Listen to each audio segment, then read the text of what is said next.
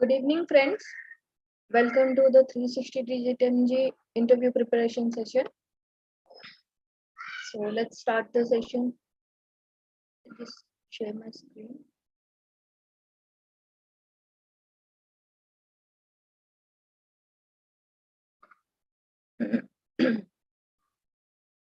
So today we'll be discussing about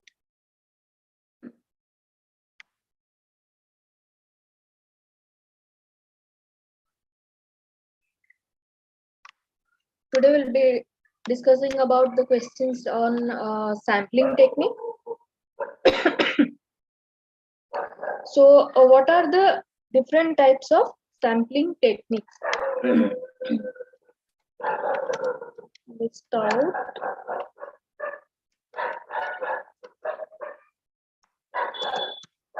The different sampling techniques.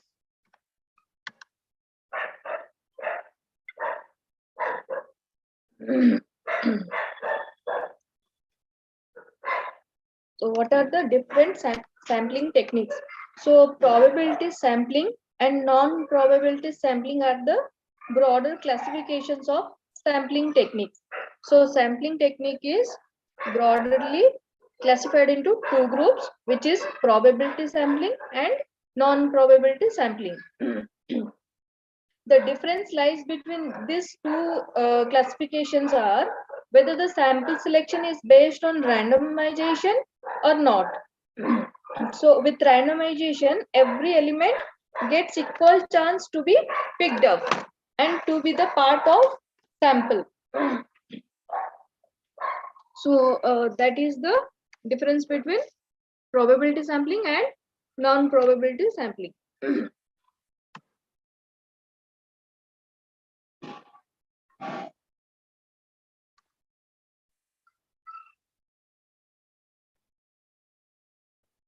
So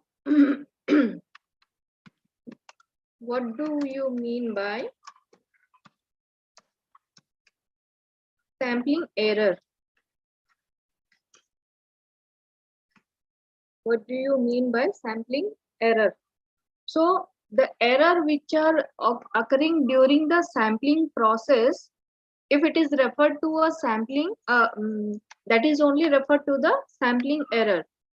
So it can include both systematic sampling error or random sampling error. So systematic sampling error is the fault of investigation, but random sampling error is it is occurring like that only. So it is not occurring for any reason. So that is random sampling error, but sampling error is that is the fault what we are doing during the investigation, that is the sampling error. So these two types of error we are having in the sampling technique.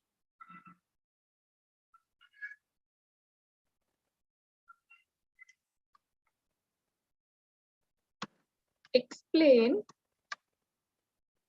probability sampling and its types. So what is probability sampling and its types?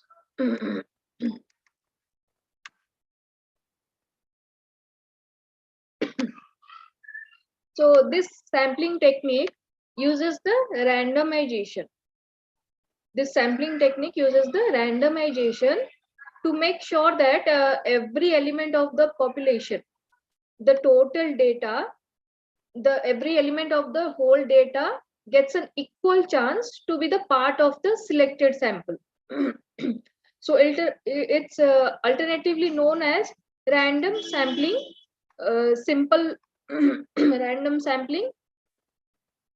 So then systematic sampling, then cluster sampling, then multi-stage sampling. So these are some types of probability sampling. So in probability sampling, every data point gets an equal chance to be selected for the sampling.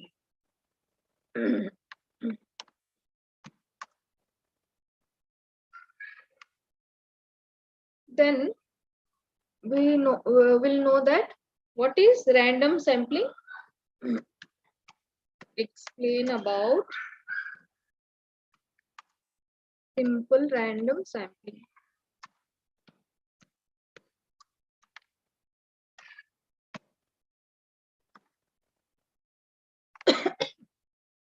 So every element has an equal chance of getting selected to be a part of sample.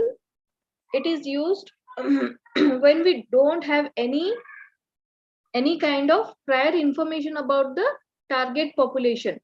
So for example, random selection of 20 students from the class of 50 students. So we know that only 20 students will be selected from the whole data. So each student has equal chance of getting selected. So here the probability of selection is 1/50 for each of the students. So that is simple random sampling.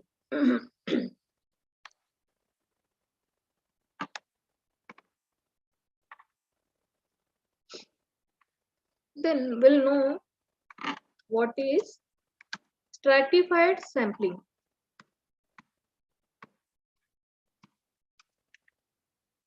What is stratified sampling? So this technique divides the elements of the total data or the population into small subgroups, which is called strata. So for this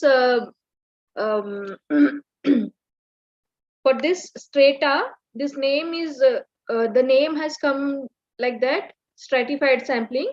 So we are dividing the population into subgroups. The subgroups are only called as strata, which is based on the similarity in such a way that the elements within the group are homogeneous and the heterogeneous among other subgroups which are formed.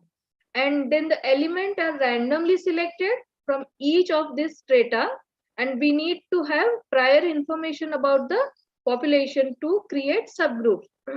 So this is stratified sampling.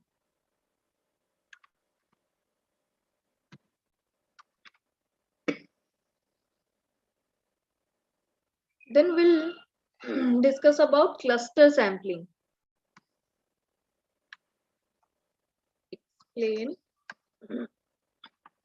Explain about cluster sampling.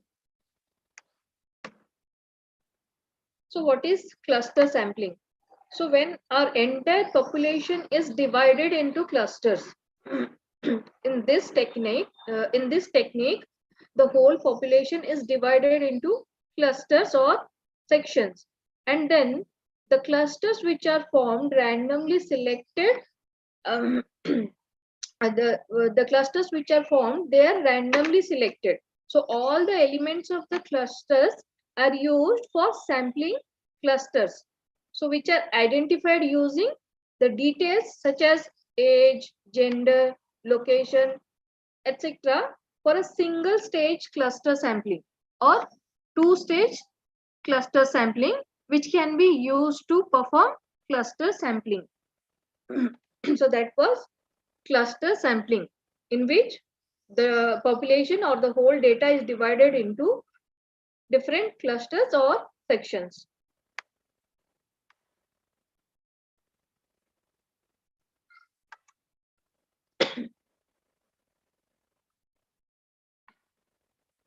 So what is multi-stage sampling? What is multi-stage sampling? What is multi-stage sampling? Multi-stage sampling is the combination of one or more probability sampling techniques. It includes different types of probability sampling, and it has multiple stages for which it has the name like multi-stage sampling. So population is divided into multiple clusters, and then these clusters are further divided and grouped into various subgroups, which is called strata, based on similarity. So when one or more clusters can be randomly selected from each stratum. So this process continues until the cluster cannot be divided anymore. So up to there is no possibility to form any more clusters. The process continues. And for example, when a country can be divided into states, then after the states can be divided again into cities. Then we can divide the cities into again urban and rural, and all the areas within similar characteristics, and those can be merged together to form a strata. That is the example of multi-stage sampling.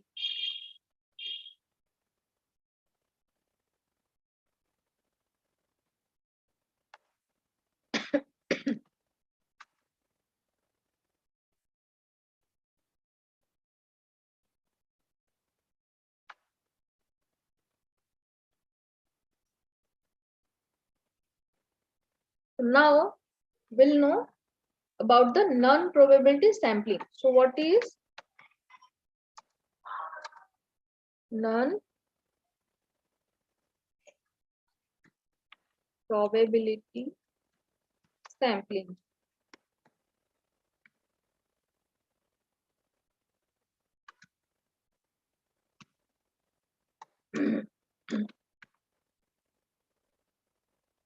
What are the types of non-probability sampling? So what is non-probability sampling, and what are the types of non-probability sampling? So it does not rely on the randomization as we do in the probability sampling, where we choose the data points randomly.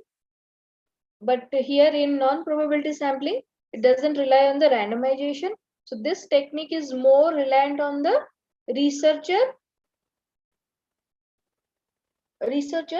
ability to select elements for a sample. So the researcher who is researching the sample, and this technique is more reliant on the person who is doing the sampling, and to select elements for a sample. So the outcome of this sampling might be biased and makes difficult for all the elements of being chosen, elements of the total population to be a part of the sample equally. So this type of sampling is also known as non-random sampling. And the types of some non-probability sampling are convenience sampling, purposive sampling, quota sampling, then referral sampling, snowball sampling. These are the some of the types of non-probability sampling. So this is also called the biased sampling technique.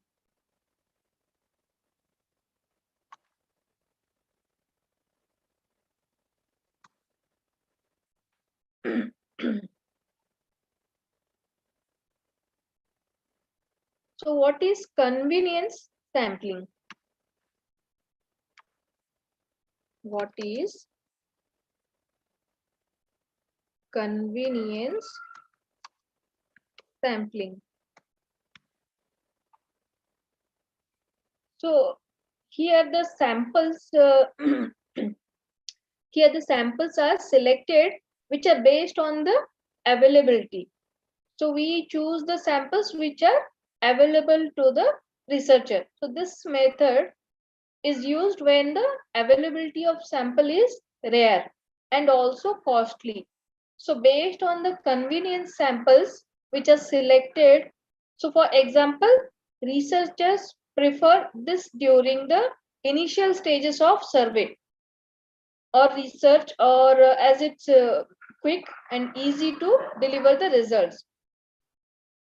So as per the process, this is convenience sampling.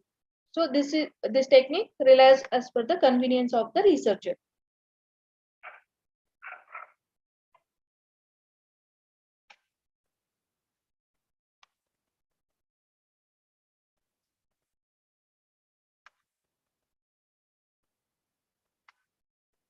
Then we'll discuss about purposive sampling.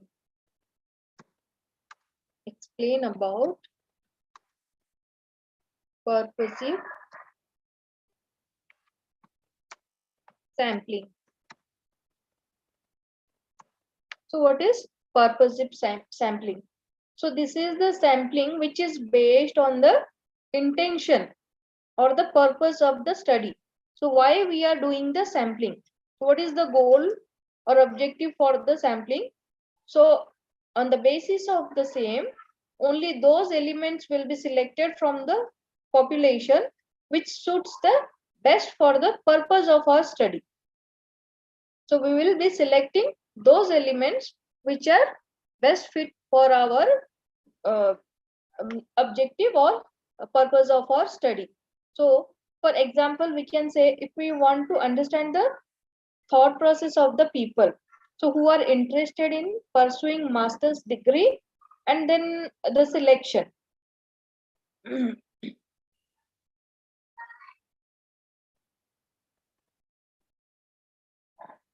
So the selection. So it can be, are you interested for masters in or not? So all the people who respond with a no will be excluded from our sample.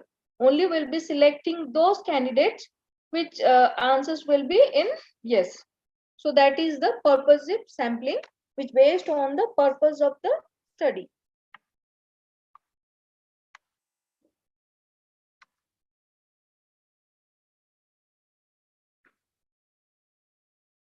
Then what is quota sampling?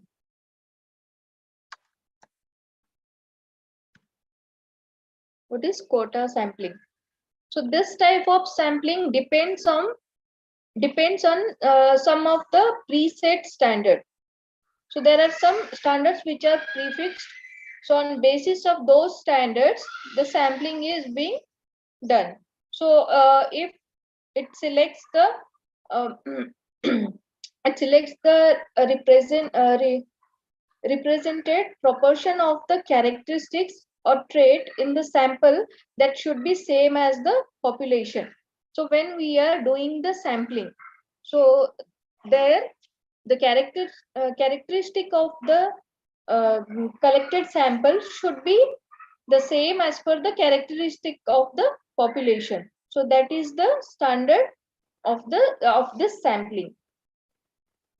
So elements which are selected until exact proportions of certain types of data is obtained or sufficient data in different categories is collected. So for example, we can say if our population has 45 females and 45% females and 55% of males, then our sample should reflect the same percentage of males and females. So that is the quota sampling, in which we reflect the characteristic of the whole population in the sample which are selected for the study.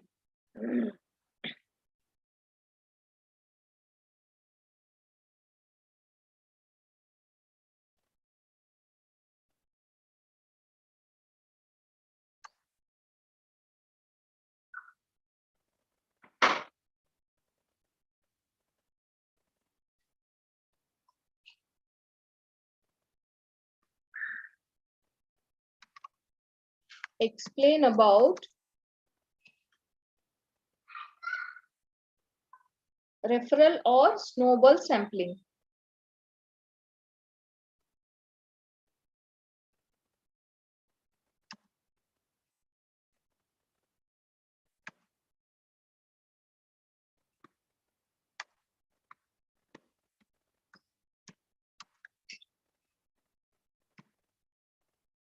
So what is referral or snowball sampling. So this sampling technique is used in the situations where the population is completely unknown, where we don't know the population, and or else we know the population very rarely. So very hardly we know something about the population. So therefore, what we'll do, we will take the help from the first element which we select for the population, and ask them to recommend other element who will fit for the description of the sample which we need. So this referral techniques goes on and increase the size of the population like a snowball. So gradually the size of the sample increases, for which we name it as snowball sampling technique. So for example, we can say it is used in the situations of highly sensitive topics like HIV/AIDS, where not all the victims will respond to the questions asked. So researchers can contact people they know or volunteers to get in touch with the victims and collect the information. So directly we don't get the information.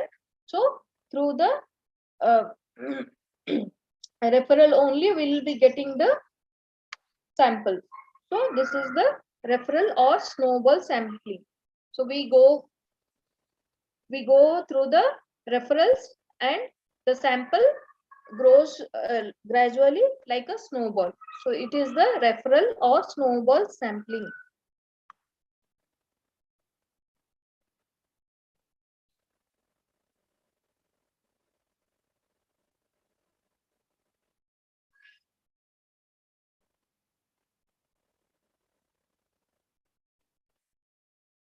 Then what is systematic sampling error?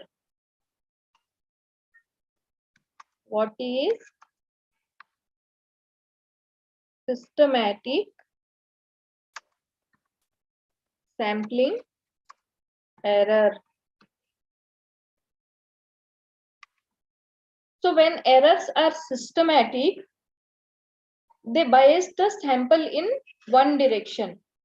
So under this circumstances, the sample which we select doesn't get the sample which we select doesn't truly represent the population of interest. So systematic error occurs when the sample is not drawn properly. So it can also occur if names are dropped from the sample list because some of the individuals were difficult to locate or uncooperative. So in that case, we don't get the actual characteristic from the sample which are selected, and the characteristic of the population being different from the characteristic of the sample which are selected. So the individuals dropped from the sample could be different from those which are retained. So those remaining could quite possibly produce a biased sample. So for example, we can say political polls often have spatial problems that make prediction very difficult.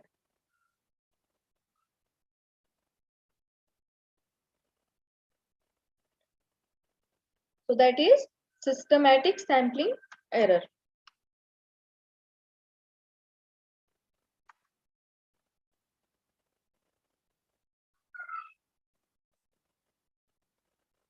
Then we'll know what is random sampling error. So this is systematic sampling error. Quite opposite to that, what is random sampling error?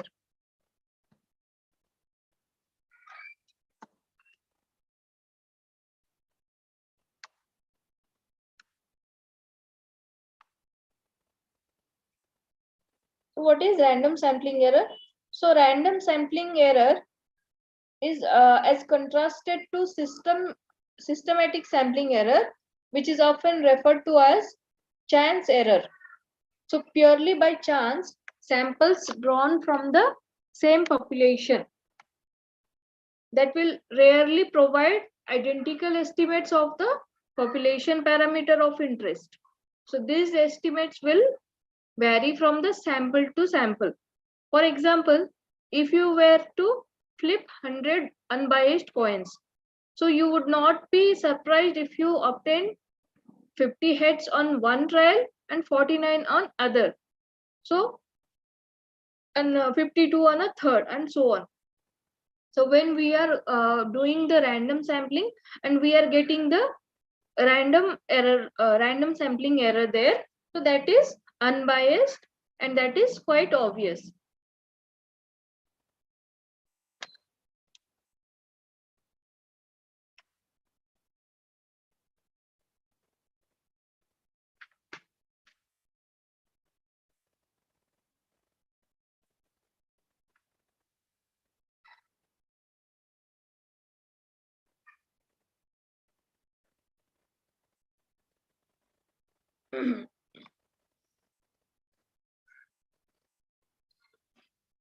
Then what is the difference between sample variance and sampling variation?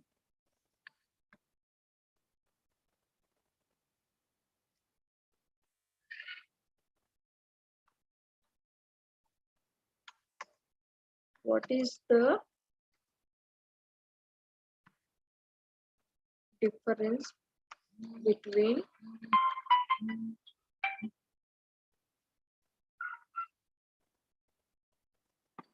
sample variance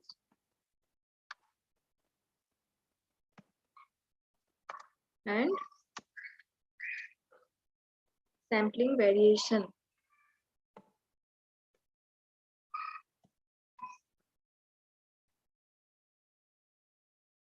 So sample variance refers to the variation of observation in a single sample. So when we are observing a single sample, so there is a variation from when we are doing the sampling. So from sample to sample, there will be some variation which is observed.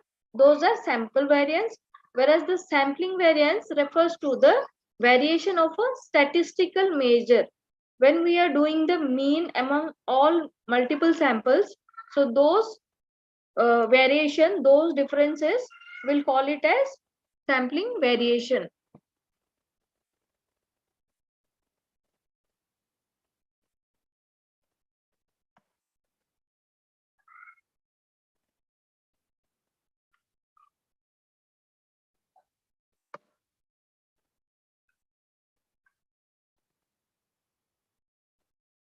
Then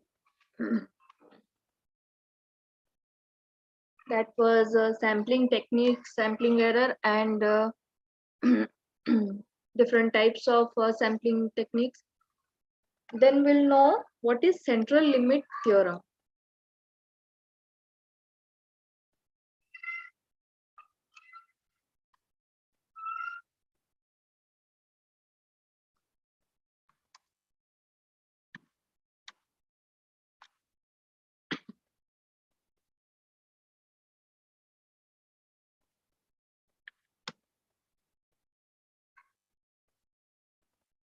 Explain about central limit theorem. So central limit theorem explains about the distribution of sample data.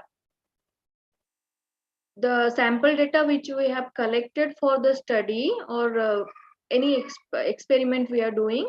So those data points, how they are distributed, those distribution are explained by the central limit theorem.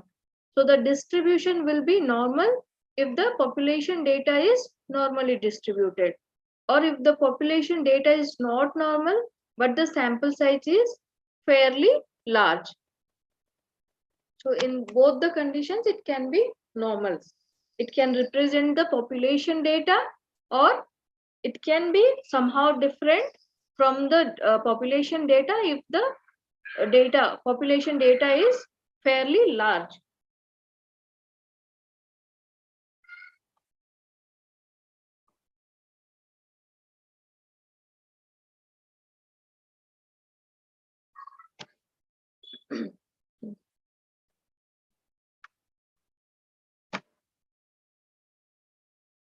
Then what is the necessity of a confidence interval.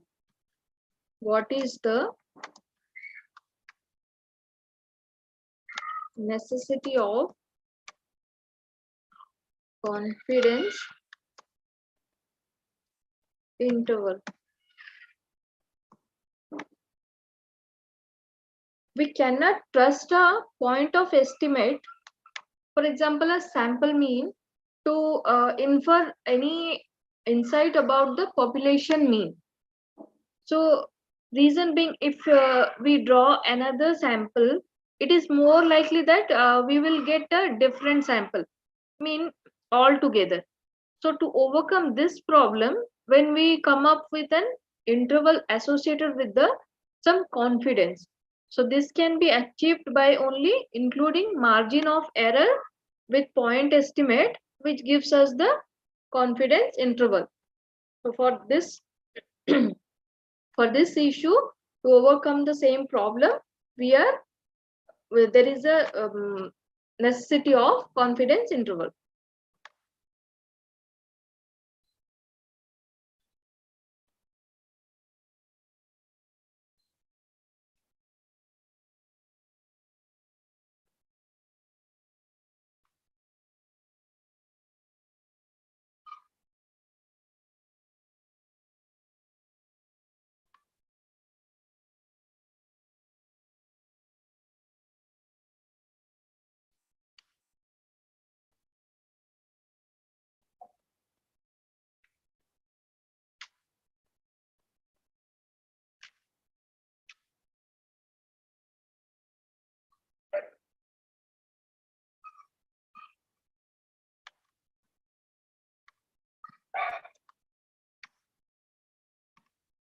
Why the probability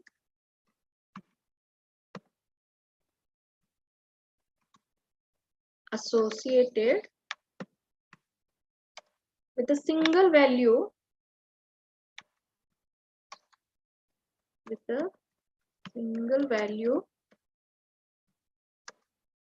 of a continuous random variable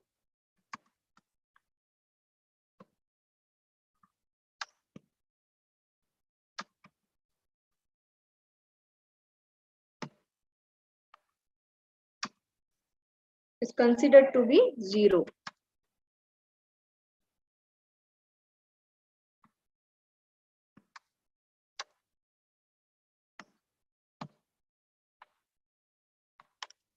Why the probability associated with a single value of a continuous random variable is considered to be 0.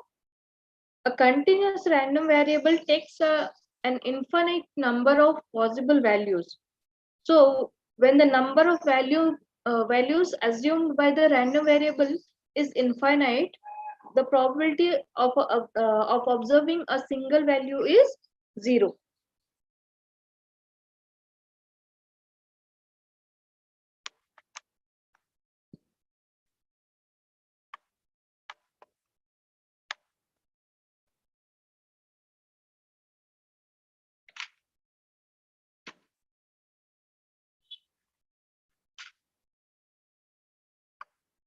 Then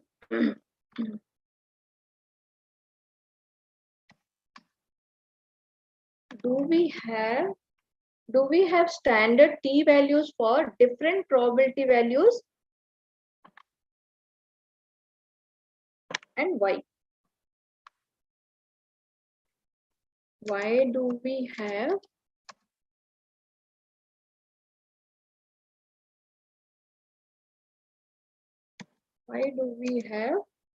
standard t values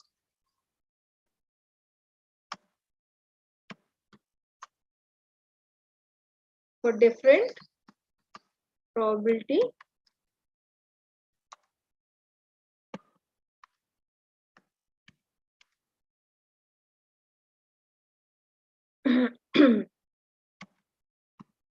for different probability values?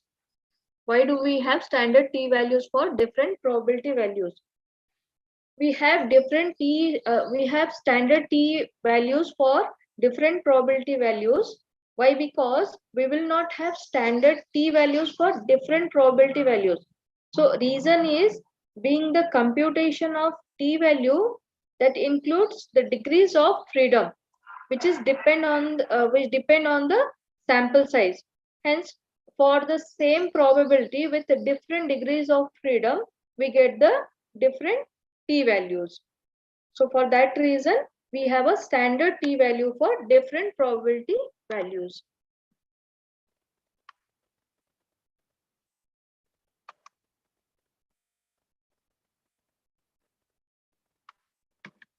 Why do we have to include random sample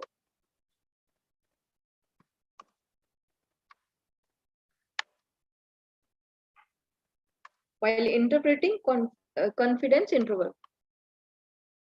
While interpreting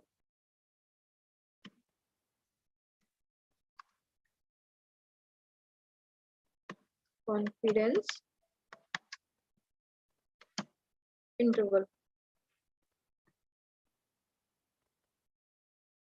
If we were asked to comment about a population mean, that means a single value which do not change. So by using a sample data which are randomly selected from the population, we do not calculate the population mean.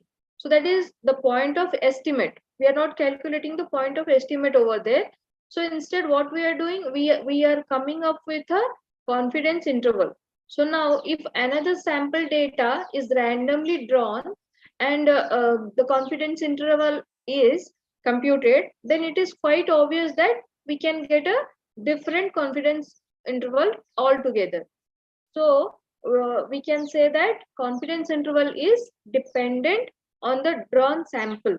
So therefore, it is always mandatory to interpret confidence interval by including the random sample.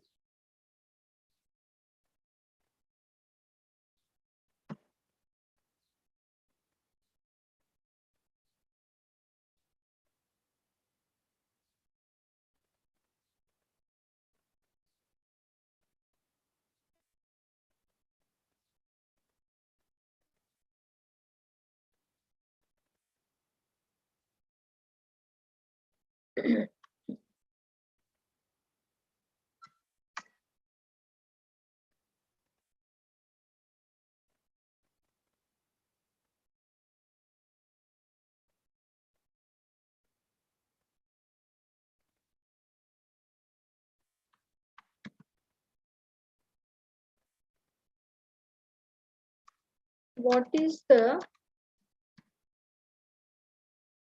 difference between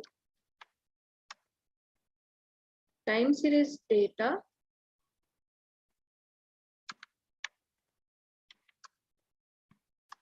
and cross-sectional data?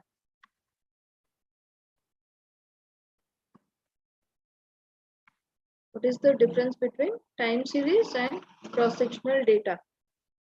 The difference between the time series and cross-sectional data is the time series data only focuses on the same variable. In the time series data, we'll be having only one variable along with the time series column. Will be having only one variable column. So this data focuses on the same variable over a period of time for time series. While when we are dealing with cross-sectional data, so this in the cross-sectional data, it focuses on the several variables. So in cross-sectional data, we have more than one variable in the like we are focusing on this different variables at the same point of time. So that is different, just opposite to the time series data. In the time series, we are focusing on same variable over a period of time. But in cross-sectional data, we are focusing on different variables at a same point of time. So that is the difference between time series and cross-sectional data.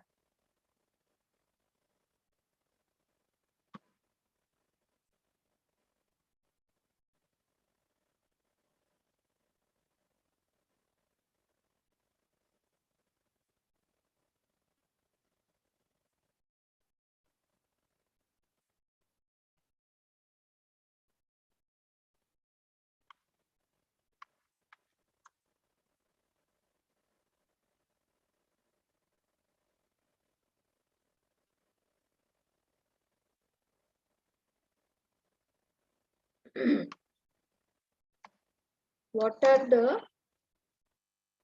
components of time series forecasting?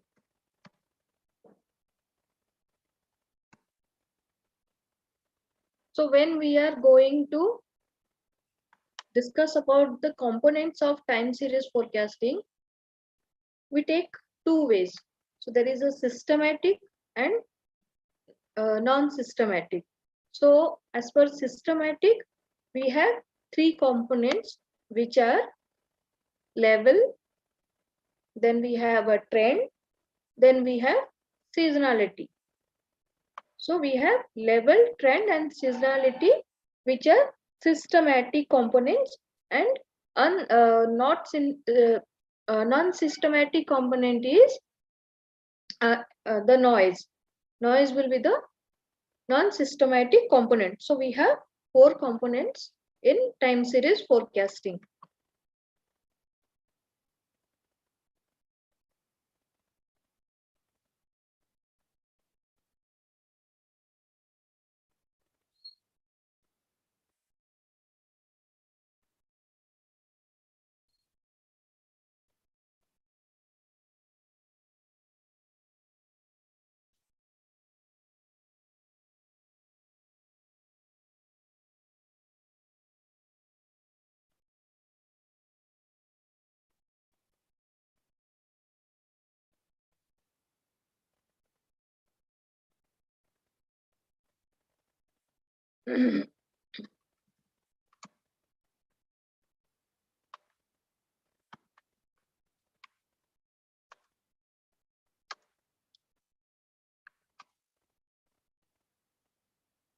What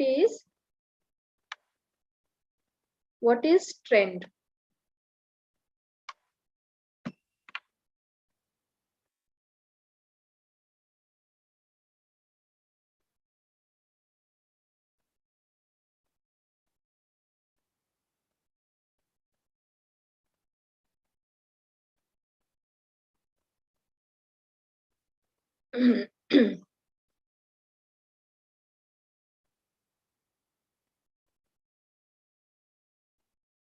So what is trend in forecasting? So trend means it is the process of researching and formulating the predictions which we are doing on the same data on consumers future.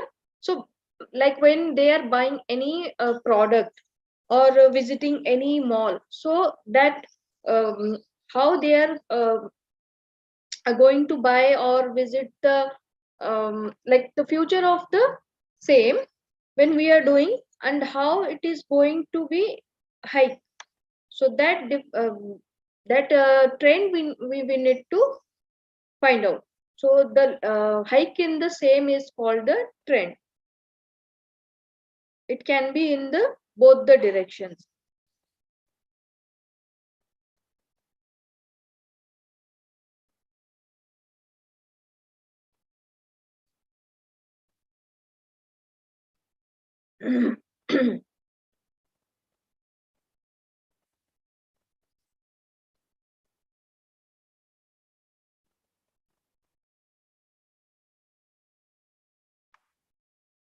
Then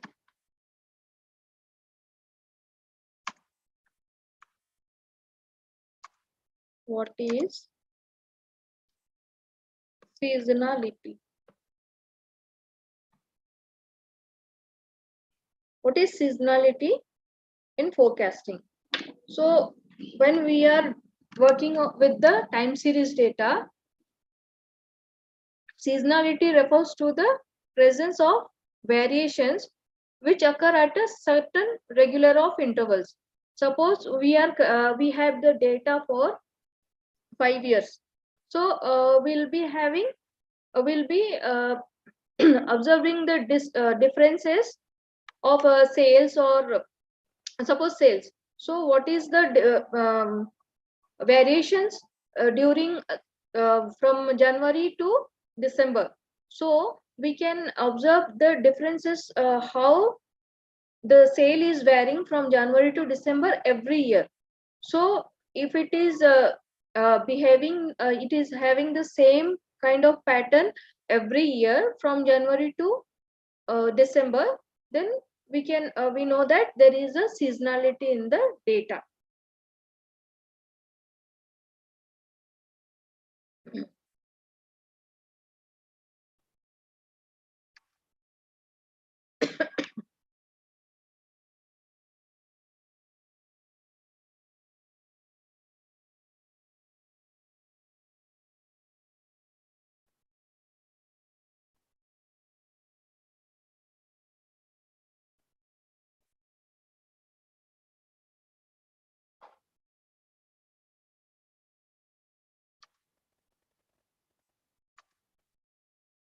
What is noise in forecasting?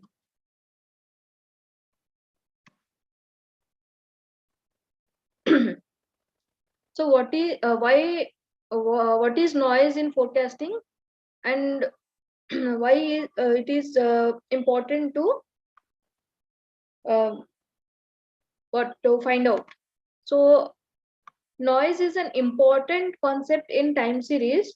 Why? Because if a time series is having noise, then it is a sequence of random numbers and which cannot be predicted.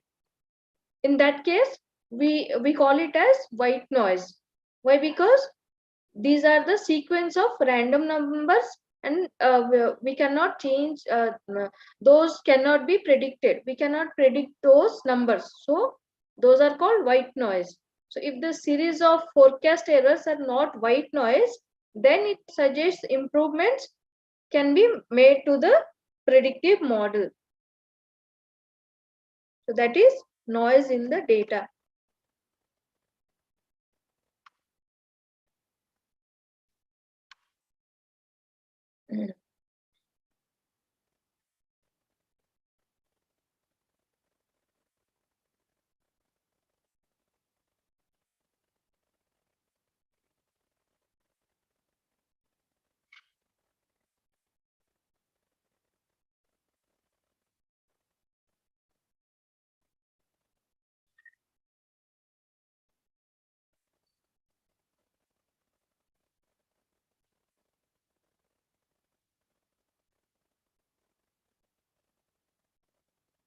What is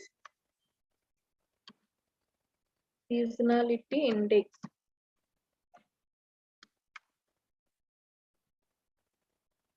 What is seasonality index?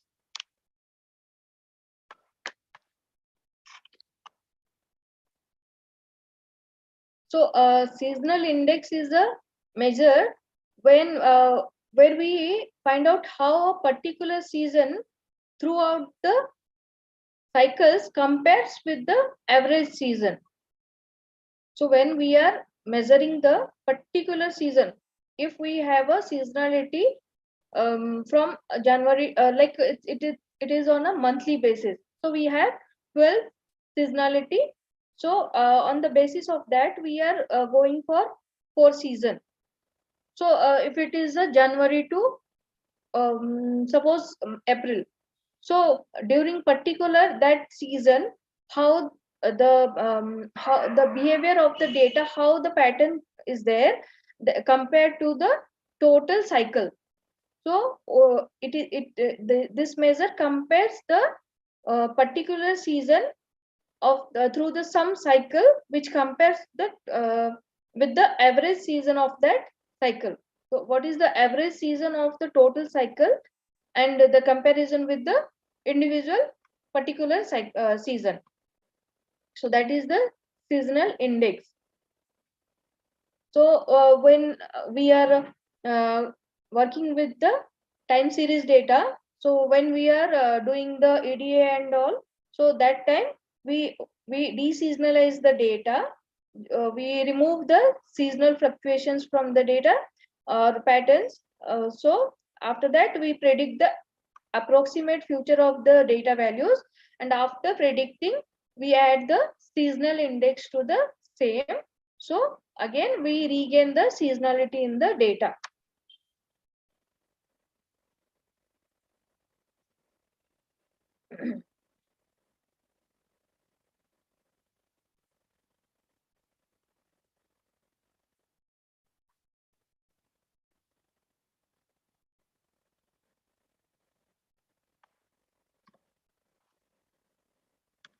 What is moving average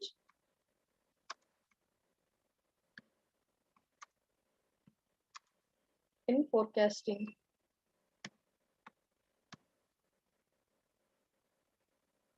What is moving average in forecasting? So a moving average is, this is a technique to get an overall idea of the trends in a data set. So when we are finding the trend in the data set, we need to use this technique to find out whether the trend is there or not in a data set. So it is an average of any subset of numbers. So the moving average is extremely useful when we are doing the forecasting long-term trends. So we can calculate it for any period of time, and an average represents the middling value of a set of numbers. So when we have a 3 or 4 values we are taking at a time, and we can calculate the moving average out of that, which will be the middling value of those 4 values. So that is the moving average in the forecasting.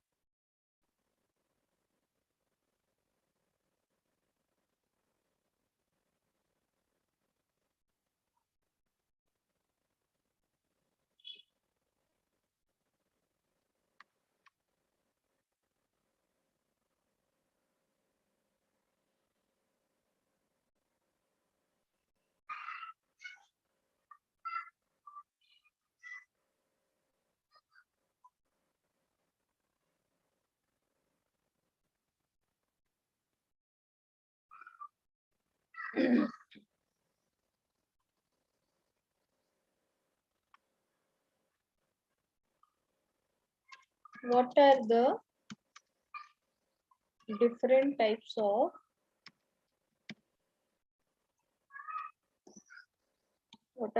different types of forecasting methods?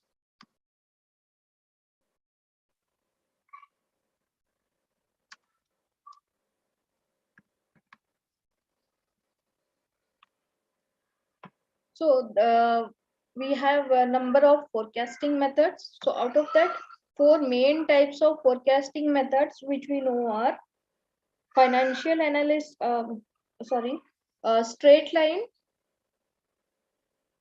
line forecasting method. Then one more we have already discussed, which is moving average method. Then one more is a simple linear regression, and then multiple linear regression. So these are the 4 different main type of forecasting methods which we use for forecasting the data.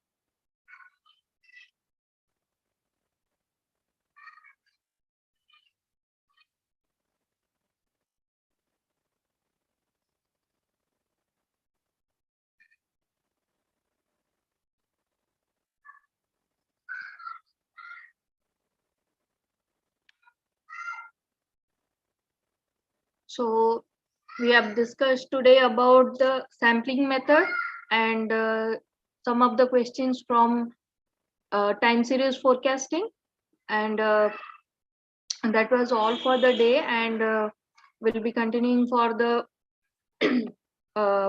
from time series next tomorrow also. And thank you for attending this session. Thank you so much.